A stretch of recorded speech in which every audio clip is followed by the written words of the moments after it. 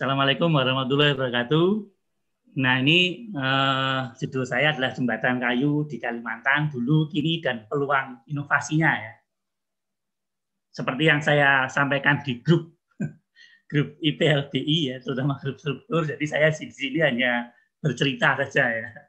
Ini bukan hasil penelitian, bukan apa ya. Mungkin cerita saya juga tidak terlalu ilmiah ya. Jadi saya cerita-cerita dan diharapkan nanti ya ini memotivasi ya, memotivasi untuk berinovasi ya, berinovasi terutama terhadap jembatan, apalagi dalam lingkungan binaan di bagian hilir Kalimantan itu selalu tadi sudah disebutkan Bu Kristia itu ada Handil, ada Saka, ada sungai-sungai kecil. Nah itu jembatan menjadi elemen dari kawasannya. Nah ini ada gambar-gambar, ini banyak gambar-gambar aja, tulisannya nggak ada. Jadi beberapa foto saya dapat dari saya sendiri, tapi juga ada yang dari teman, tapi tidak saya sebutkan di sini, tapi nanti mungkin langsung saya sebutkan juga. Ada juga yang dari internet ya. Jadi intinya saya ingin menyampaikan ya bahwa dulu di Kalimantan itu ketika kayu sedang berjaya, ya kita sudah ada jembatan-jembatan itu. Saya mulai dari sini peta Kalimantan ya. Ini ada peta kuno tahun 18 sekian ya. Tentang Kalimantan. Nah, sebelahnya itu ada Rainbow River in Borneo. Ini Bapak Ibu bisa cari di Google ya. Tulis Rainbow River of Borneo muncul seperti itu. Di urat nadinya sungai di Kalimantan itu seperti itu ya. Seperti sangat rumit sekali ya. Nah, dari sini saya justru bertanya ya. Kalimantan itu kan suku Dayak ya. Dengan adanya sungai, kemungkinan besar pasti suku Dayak juga punya desain jembatan ya, punya desain jembatan dulunya. Dan ternyata ada. Itu bisa dicari kalau dulu dari buku ya, tapi sekarang sudah banyak sekali di internet. Ada yang berupa sketsa, ada yang sempat difoto oleh beberapa orang-orang Belanda yang melakukan ekspedisi itu. Nah, sungai selalu ada bagian hulu, bagian tengah, dan bagian hilir ya. Di mana semakin ke hilir, palung sungainya semakin melebar. Kalau di tengah seperti U, kalau di hulu seperti V. Nah, berkaitan dengan suku Dayak, suku Dayak yang punya jembatan itu biasanya di bagian hulu ya. Bagian hulu yang palung sungainya berbentuk V dan sungainya tidak terlalu lebar. Ini kan semakin ke hilir sungai semakin lebar. Jadi di sanalah ada teknologi tentang dari suku Dayak tentang jembatan. Nah ini kalau kita lihat potongannya ada bagian hulu, bagian tengah, bagian hilir. Ya. Semakin ke hilir ada dataran banjir, ada tanggul sungai alami, yang tengah ke hilir ada meander ya, biasanya ada meander itu, dan yang ke hulu itu biasanya ya bentuknya V itu ya, dan tinggi dinding sungainya sangat tinggi.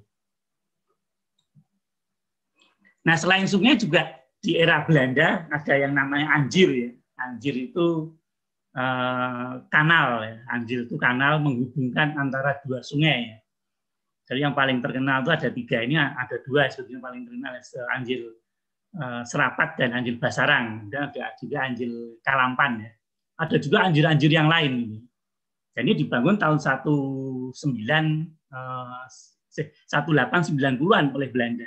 Maksudnya ya untuk mempersingkat laju transportasi air ya. Laju transportasi air, jadi dari Sungai Barito, di Sungai Barito kalau mau ke Sungai Kapuas Murung, dia tidak perlu keluar laut ya, langsung nembus ke sini. Nah, dari Sungai Kahayan, dari Sungai Kapuas ke Kahayan, di Sungai Kahayan, ya dia nggak perlu keluar laut, tapi menembuslah di kanal-kanal itu. Jadi Belanda ini sudah menyiapkan ya bahwa sepertinya akan ditiru ini. Yang bagian hilir Kalimantan itu akan ditiru seperti Belanda ya, dengan membangun kanal-kanal ini. Orang Banjar menyebutnya anjir ya. Anjir, ada handil, ada saka. Nah, itulah. Ini salah satu foto di Anjir Serapat ya, Anjir Serapat yang panjangnya sekitar 30 kilo. Nah, di Anjir itu dipengaruhi oleh Sungai Pasang Surut. Jadi kalau pada saat melintasi Anjir itu tidak salah perhitungan, pas surut ya kapalnya tidak bisa tidak bisa berlayar ya, tidak bisa berjalan. Ini contohnya di bagian tengah ya. Jadi kapal-kapal perahu-perahu kecil nggak bisa berjalan di air karena surut. Nah, di era Orde Baru ada juga kanal ya. Kanalnya yang disebut dengan PLG ya. Nah, PLG ini lebih sangat banyak sekali kanal-kanalnya ya. Bahkan menghubungkan antara Kahayan dan Kapuas dan Barito di tengah ini. Panjang sekali kanalnya ini. Kanalnya ini panjang sekali. Tapi akhirnya ini menjadi terbengkalai dan sekarang mulai direhab, direvitalisasi. Di situ juga akan banyak kanal-kanalnya. Bahkan kemarin ada yang mengunggah di Facebook itu, nah ini kawasan ini malah jadi bisa peluang seperti kota-kota di Belanda ya, banyak kanalnya lebar-lebar, dan tentunya ini menjadi peluang juga untuk jembatan-jembatan tadi. Nah, jadi jembatan menjadi penting ya dalam mensukseskan pembangunan baik wilayah, kota, dan lingkungan binaan di Kalimantan. Ini ada sekilas gambar tipe-tipe dari jembatan ya, tipe-tipe jembatan nanti bisa cari di Google ada ya, tipe jembatan ada sekian. Nah, dari sinilah bahwa sebetulnya kalau saya sih berpendapat bahwa jembatan itu juga harusnya menjadi elemen dalam perancangan suatu kawasan maupun suatu lingkungan binaan. Nah, berawal dari kayu ya memang Kalimantan jagonya itu kayu ulin ya, kayu besi ya, kayu ulin. Tapi sekarang ya mungkin sudah mulai menyusut ya, ulin-ulinnya sudah mulai menyusut, ya sudah mulai sulit dicari dan sudah mulai mahal ya. Tapi dulunya dengan adanya kayu ini jembatan-jembatan itu bisa dibangun. Nah, ini saya cerita dulunya sebelum 1990-an itu orang-orang Dayak sudah di bagian hilir sudah membangun jembatan ya. Ini ada suatu ilustrasi ya, ada jembatan gantung yang dibangun oleh suku Dayak ya. Jadi yang memadukan antara kayu dan rotan ya, bahkan bambu ya, Kemudian ini ada dari buku kuno ya. Kemudian ada juga ilustrasi yang kanan atas ini, jadi menebang, pohonnya ditebang dijadikan jembatan, dan ternyata di kit LV itu ada fotonya ya, jadi mereka batang-batang kayu itu digunakan untuk jembatan ya. Ya mungkin ini sungainya tidak terlalu lebar ya, ini kan di bagian hulu ya, jadi sungainya sekitar ya mungkin antara 10 sampai 20 meter ya, karena pohon hutannya itu kan bisa sampai 60 meter ya, 40 sampai 60 meter. Nah, ini sempat ada yang moto, jadi jembatan dari perpaduan antara kayu dan rotan, jadilah jembatan gantung ya. Ini adalah karya-karya dari jembatan dari suku Dayak ya. Tidak hanya jembatan ya, bahwa suku Dayak juga membangun dam ya, bendungan ya. Karena mereka mengenal BJ, kolam BJ itu. Jadi kalau banjir airnya masuk di bendung, kemudian disitulah nanti di musim kemarau akan banyak ikannya. Nah, itulah salah satu kejeniusan orang Dayak dalam membangun jembatan dan membangun bendungan. Nah, ini zaman Belanda ya. Zaman Belanda ya, orang-orang Belanda membangunnya ya dengan kayu ya. Ada yang ini hampir semuanya di Kalimantan Selatan ya, karena memang pusat pemerintahan Belanda waktu itu di Banjarmasin ya. Karena teknik pembangunan jembatannya ini bisa dilihat di kit LV ya, bisa dilihat di Gate LV, kemudian di Barabe, kemudian Kandangan. Dan ini ada juga yang di Banjarmasin ya, Banjarmasin dengan menggunakan konstruksi buka tutup. Jadi jika ada kapal masuk, nah, itu dibuka. Kapal kalau nggak ada dia ditutup. Jadi ini sudah mempertimbangkan pada laju transportasi air ya.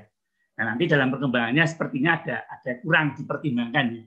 Nah, akibatnya ya akhirnya mematikan transportasi air.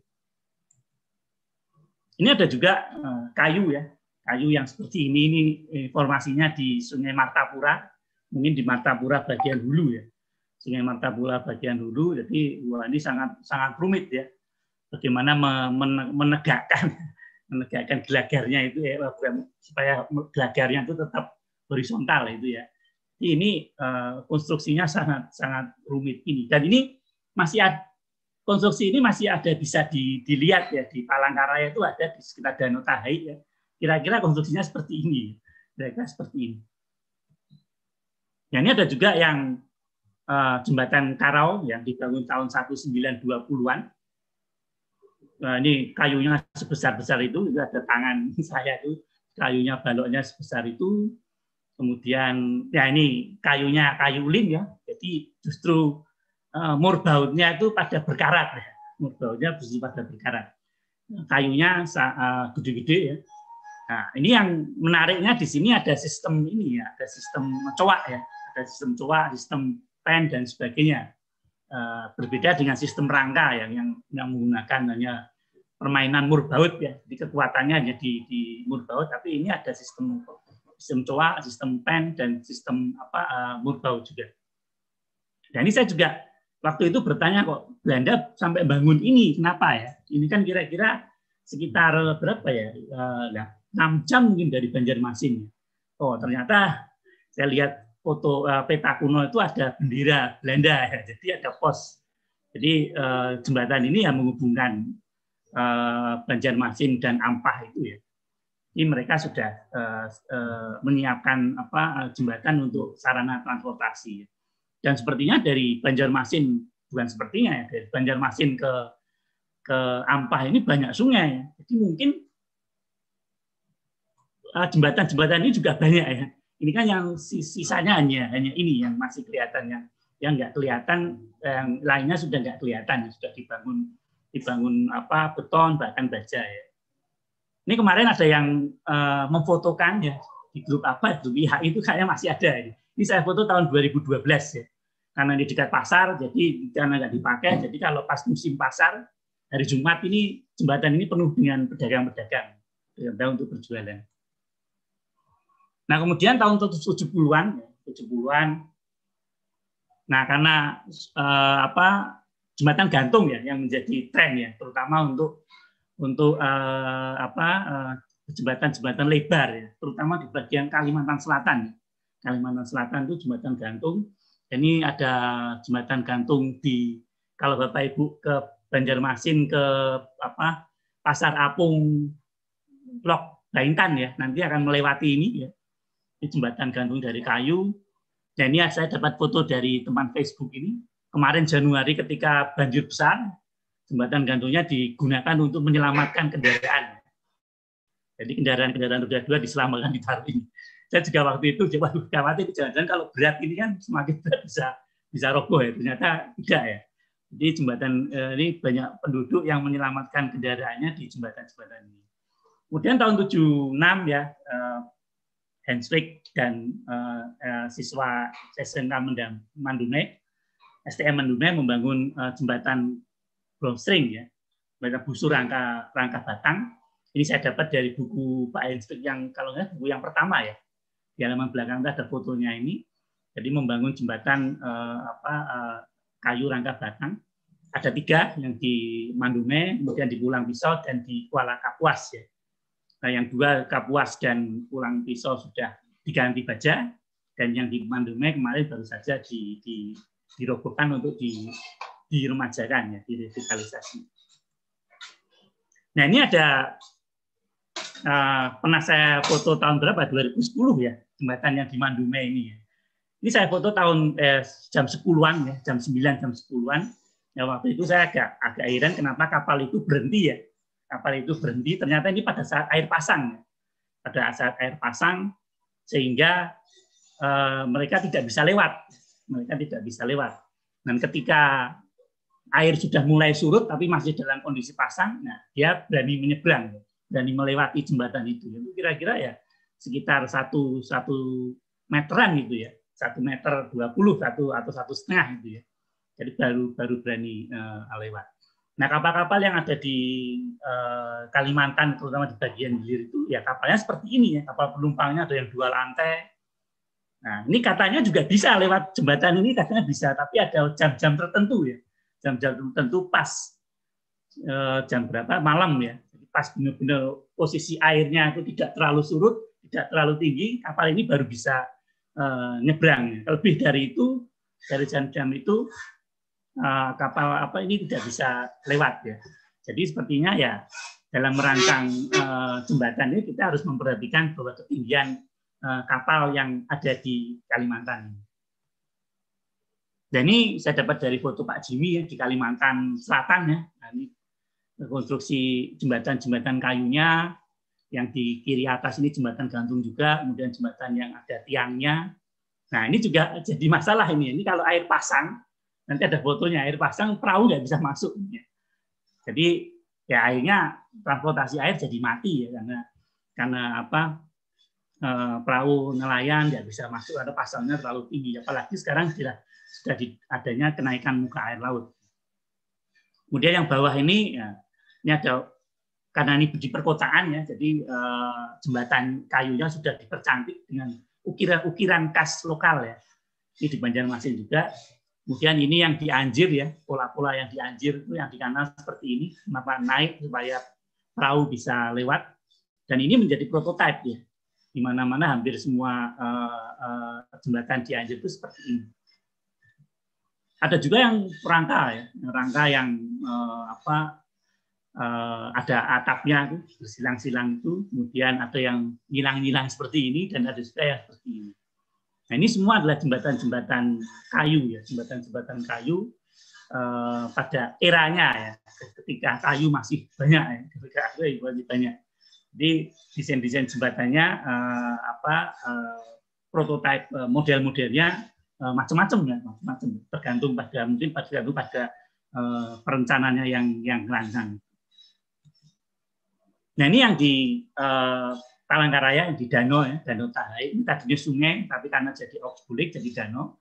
Jadi polanya adalah seperti yang tadi, yang foto hitam putih tadi ya.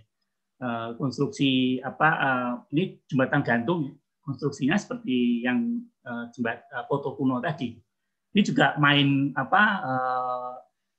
murbaut ya, murbaut. Jadi kekuatannya ya kalau murbautnya tidak anti karat, kemungkinan ya akan berkarat dan akhirnya ya lepas ya, gitu kan, bisa pulihnya bisa kuat mungkin bisa sampai 50 tahun bisa kuat, tapi murbautnya itu yang perlu dipikirkan.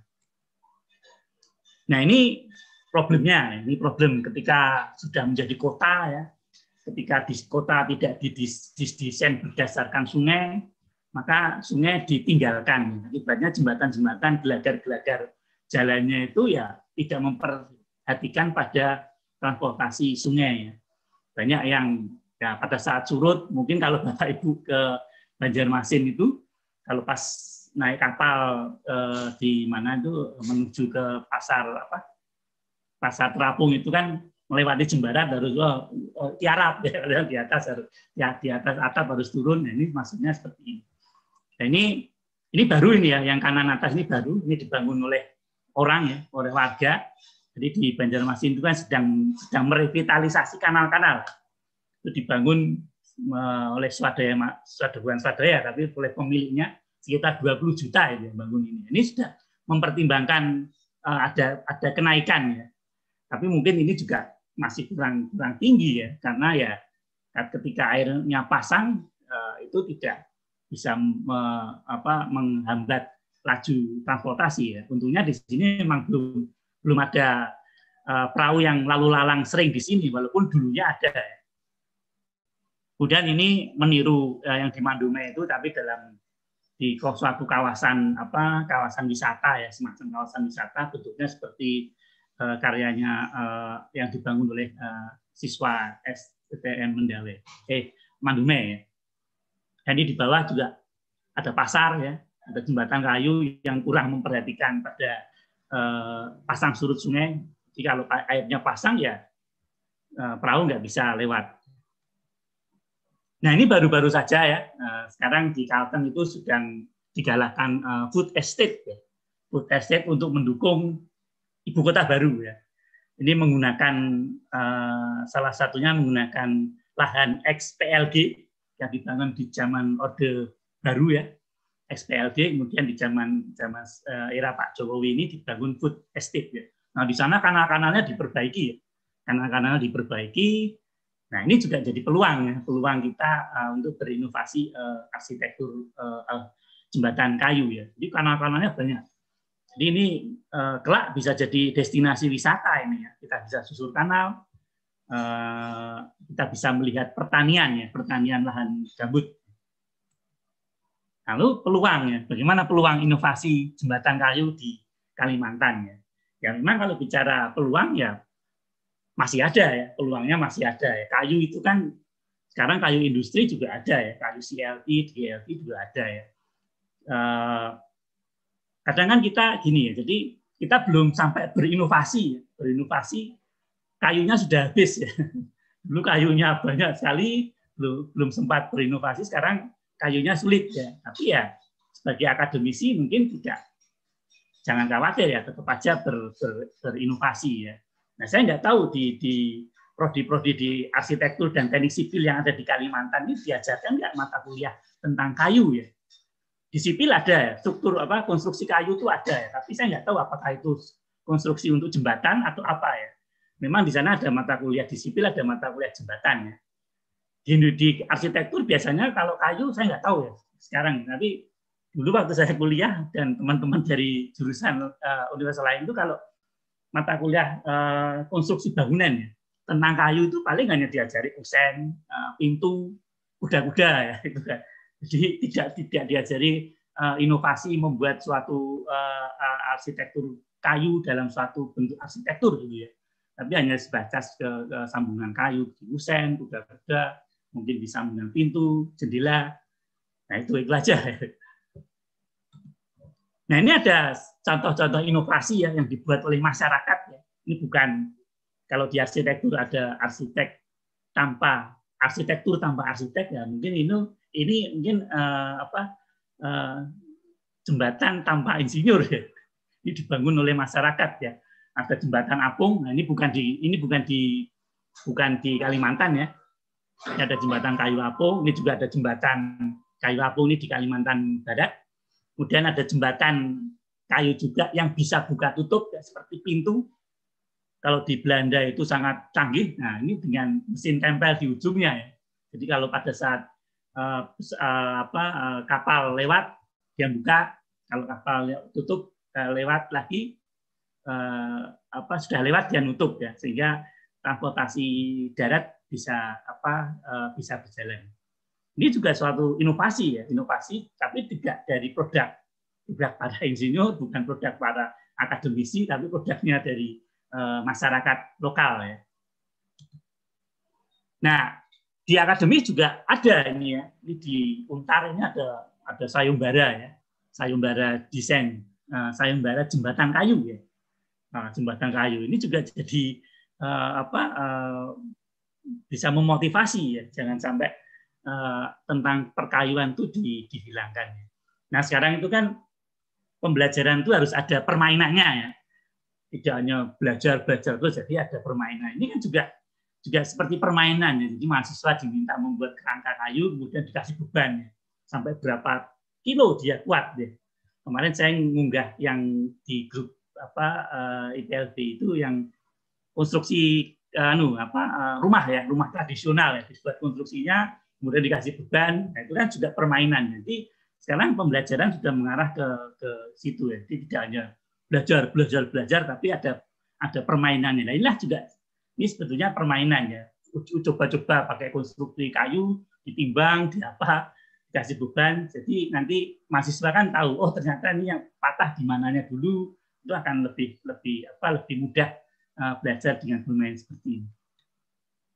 Nah, kalau nggak ada kayu, ya sekarang kita ada industri ya, ada CLT dan GLT ya. Nah, saya juga nggak tahu juga ini di jurusan arsitektur atau jurusan semi sipil itu diajari nggak konstruksi sambungan untuk CLT dan GLT ya. Apakah masih seperti dulu ya? Seperti dulu itu sambungannya ya sambungan untuk kusen yang kayu-kayu utuh. Bagaimana dengan kayu-kayu industri ini? Ketika dihadapkan dengan kayu industri kan paling tidak ya ada pembelajaran juga tentang gimana sistem sambungannya, gimana sistem join koneksinya. Nah, itu kan juga perlu dijadikan pokok bahasan ya, dalam pembelajaran tentang konstruksi kayu kekinian ya, sehingga inovasi untuk berinovasi tentang bangunan-bangunan kayu ya, baik jembatan maupun arsitektur itu akan muncul ya bagi mahasiswa terutama juga bagi kita para pendidik dan mungkin bagi para praktisi.